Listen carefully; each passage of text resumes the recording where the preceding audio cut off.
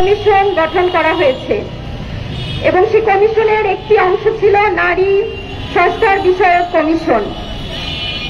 খুবই দুঃখজনক হলেও সত্য যে কোন সংস্কার কমিশনের কোন বিষয়ে এতটা বিতর্ক লক্ষ্য করা যায়নি যতটা বিতর্ক নারী সংস্কার বিষয়ক কমিটির যে সুপারিশ মারা তারা রিপোর্ট দিয়েছে সেই কমিশনের রিপোর্টে আমরা দেখতে পাচ্ছি।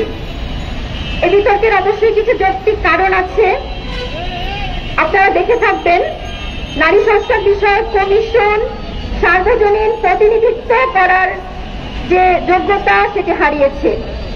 আমরা এই কমিশনের যে সদস্য দেখতে পাচ্ছি তারা একটি নির্দিষ্ট মতাদর্শের এবং নির্দিষ্ট একটি শ্রেণীর ব্যক্তি। এখানে সকল শ্রেণী পেশার, সকল মতাদর্শের এবং সকল ধর্মের প্রতিনিধিত্ব আমরা দেখতে পাইনি। সবচেয়ে অদ্ভুত বিষয় যে তরুণদের মাধ্যমে আমাদের নতুন বাংলাদেশ পেলাম, যাদের মাধ্যমে আমরা এই সংস্কার, দেশ সংস্কারের এই সুযোগ আমাদের সামনে এসেছে, সেই তরুণদের কোনো অংশগ্রহণ আমরা এই নারী বিষয়ক সংস্কার কমিশনে দেখতে পাইনি। এমনকি এই সংস্কার কমিশনের যে সুপারিশমালা পেশ করা হয়েছে এখানে জুলাই বিপ্লবে অংশগ্রহণকারী নারীদের বিষয়ে কোন সুপারিশ বা স্বীকৃতি আমরা এখানে দেখতে পাইনি। এটি আমাদের জন্য খুবই দুঃখজনক। সেজন্য আমরা বলতে চাই এই সংস্কার কমিশন তার সার্বজনীন গ্রহণযোগ্যতা হারিয়েছে। যে কমিশন সকল মতাদর্শ এবং সকল শ্রেণী পেশার মানুষের ইচ্ছা এবং আকাঙ্ক্ষার প্রতিফলন হয়নি তাকে আমরা কখনোই সার্বজনীন গ্রহণযোগ্য সংস্কার বলতে পারি না। দ্বিতীয়ত আমি যে বিষয়টিকে দৃষ্টি আকর্ষণ করব, এই সংস্কার কমিশন যে সুপারিশমালা পেশ করেছে কিছু কিছু বিষয় অবশ্যই তারা পজিটিভ বলার চেষ্টা করেছে, যেমন কর্মজীবী নারীদের জন্য ডে কেয়ার ব্যবস্থা, মাতৃত্বকালীন ছুটি, অন্যান্য কিছু বিষয় উঠে এসেছে।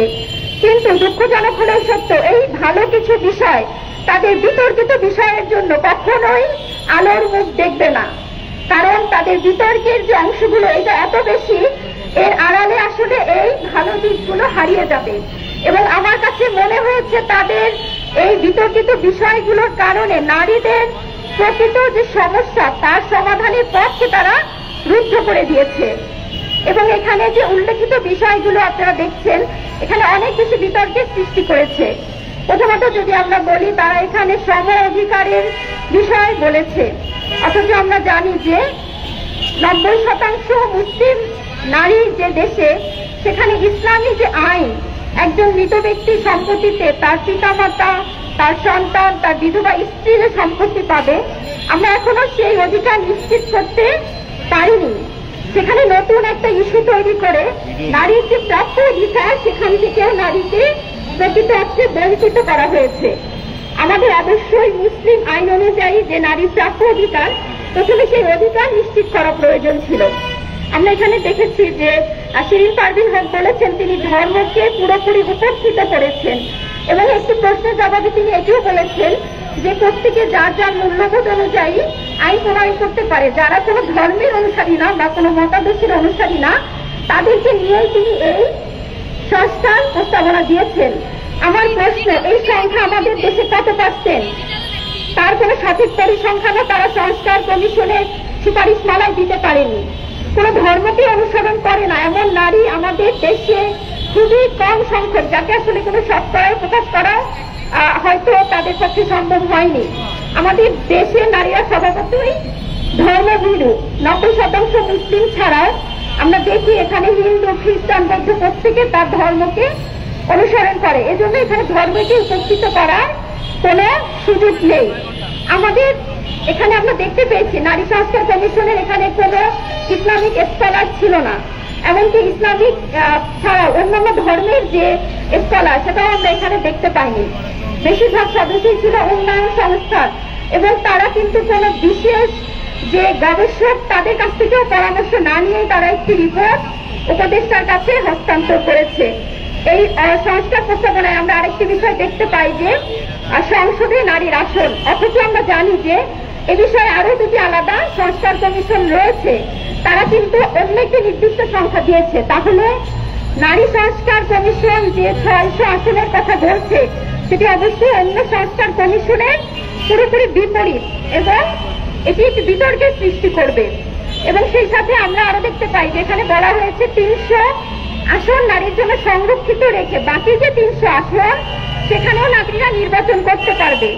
তাহলে এটা কিভাবে সমান আসন হয়? কারণ বাকি যে 300 আসনে নারীরা নির্বাচন করবে সেখান থেকে তো অনেকে নির্বাচিত হবে। তাহলে অবশ্যই একটি সংসদ গঠন হবে যেখানে নারী সংখ্যাগরিষ্ঠতায় এবং এখানে পুরুষরা উপস্থিত হচ্ছে। কিন্তু আমরা বিশ্বাস করি যোগ্যতা অনুযায়ী প্রত্যেক সেক্টরে নারী প্রতিযোগিতা করে তাকে প্রত্যেকটা জায়গায় দায়িত্ব পালন করা দরকার। এবং এখানে আরেকটি বিষয় এসেছে, এখানে কিছু কিছু স্লোগান এসেছে যে স্লোগানগুলোতে পুরুষকে পুরোপুরি নারীর শত্রু হিসেবে দাঁড় করানো হয়েছে। এখানে একটি স্লোগান ছিল পুরুষের ক্ষমতা ভেঙে আনো সমতা। আমরা এটিকে বিশ্বাস করি না। আমরা বিশ্বাস করি যার যা যোগ্যতা আছে সে সেই ক্ষমতায় থাকবে। ক্ষমতা পেলেই যে নারীরা অনেক উন্নয়ন করবে সেটা আমরা বিগত সময়ে দেখিনি। এজন্য প্রত্যেকটা সেক্টরে প্রত্যেকের দায়িত্ব অনুযায়ী সে পুরুষ হোক বা নারী হোক এবং তার যোগ্যতা অনুযায়ী সে দায়িত্ব পালন করবে। আর যে কোনো সংস্কার আমরা দেখেছি যে বাস্তবায়ন করতে নারী পুরুষ যখন সম্মিলিতভাবে প্রচেষ্টা চালায় তখনই কোনো সংস্কার সম্ভব।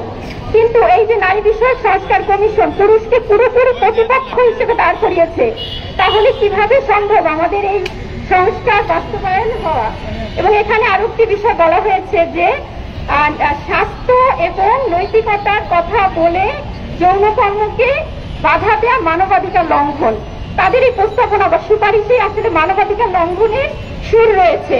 কারণ দেখুন, আমরা এই ইতিপূর্বে জেনেছি যে এই ধরনের পেশাকে যখন সামাজিকভাবে স্বীকৃতি দেওয়া হবে তখন অনেক বেশি স্বাস্থ্য ঝুঁকিতে পড়বে।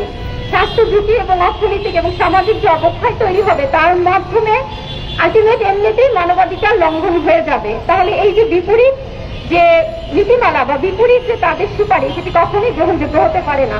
আর আমরা জানি যে আসলে পেশা বলতে কি বোঝানো হয়, যে জীবিকা নির্বাহের এমন কাজ যা মানুষ স্বাচ্ছন্দ্যে বা ইচ্ছায় গ্রহণ করে এবং যে পেশা গ্রহণ করার মাধ্যমে একজন ব্যক্তি সামাজিক অর্থনৈতিক স্বাবলম্বী হওয়ার পাশাপাশি সে সামাজিক এবং রাষ্ট্রীয় মর্যাদা লাভ করে। আমার এই কমিশনের কাছে প্রশ্ন, কখনো কি আমরা দেখেছি কোন যৌনকর্মী মাথা উঁচু করে তার পরিচয় দিয়েছে? আদৌ কি কখনো সম্ভব? এটাকে সামাজিক এবং রাষ্ট্রীয়ভাবে স্বীকৃতি দিলেও তারা কি এই পেশা গ্রহণে স্বাচ্ছন্দ্য বোধ করবে? কখনোই না। তাহলে আমরা কিভাবে এটাকে সামাজিকভাবে এবং রাষ্ট্রীয়ভাবে স্বীকৃতি দিতে পারি? বরং আমরা এটিকে পুনর্বাসনের উদ্যোগ নিতে পারি। বিশ্ব স্বাস্থ্য সংস্থার রিপোর্ট অনুযায়ী বাংলাদেশে 1 লাখ বা তার সামান্য অধিক যৌনকর্মী রয়েছে। বিপরীত দিকে 25 লাখ মাদকাসক্ত ব্যক্তি রয়েছে। তো আমরা দেখতে পাই যে 25 লাখ মাদকাসক্তদের পুনর্বাসনের জন্য সরকার এবং বেসরকারিভাবে যত ধরনের উদ্যোগ নেওয়া হয়েছে এবং এই মাদকাসক্ত নিরাময়ের জন্য আমরা নানা ধরনের কর্মসূচি নিয়েছি, সেখানে মাত্র 1 লাখ যৌনকর্মীদের পুনর্বাসনের চিন্তা না করে বরং আমরা তাদেরকে এই সমাজে ছড়িয়ে দেওয়ার যে অমানবিক, কারণ তাদেরকে পুনর্বাসন করে সম্মানজনক পেশায় আনার দাবি আসলে সেই সকল কর্মীদের নিজেদেরও। তো এক্ষেত্রে আমরা বলতে চাই যে এখানে যত ধরনের সুপারিশ পেশ করা হয়েছে তার যে অযৌক্তিক এবং বিতর্কিত সুপারিশগুলো রয়েছে এগুলো অবশ্যই বাতিল করতে হবে। এবং সেই সাথে এই যে প্রতিনিধিত্ব করতে ব্যর্থ হয়েছে সমাজের সকল শ্রেণী এবং নারী পেশার নারীদের প্রতিনিধিত্ব করতে ব্যর্থ হয়েছে যে কমিশন, এই কমিশনকে বাতিল করে পুনরায় নারী বিষয়ক কমিশন গঠন করতে হবে। আমরা আমাদের আজকের এই মানববন্ধনের মাধ্যমে সংশ্লিষ্টদের নিকট এই দাবি পেশ করছি। আশা করছি খুব দ্রুত এই বিষয়টি আমলে নিয়ে সংশ্লিষ্টরা এর বিতর্কের অবসান করবে এবং রাষ্ট্র এবং রাষ্ট্রের যে বিতর্কিত বিষয়ের মাধ্যমে রাষ্ট্রকে অস্থির করে দেওয়া এবং সংস্কারকে ব্যাহত করা, এই কাজ থেকে রাষ্ট্রকে মুক্ত রাখবে। আবারও সবাইকে আন্তরিক ধন্যবাদ এবং সালাম এবং আমাদের দাবি পেশ করে শেষ করছি। আসসালামু আলাইকুম ওয়া রাহমাতুল্লাহ।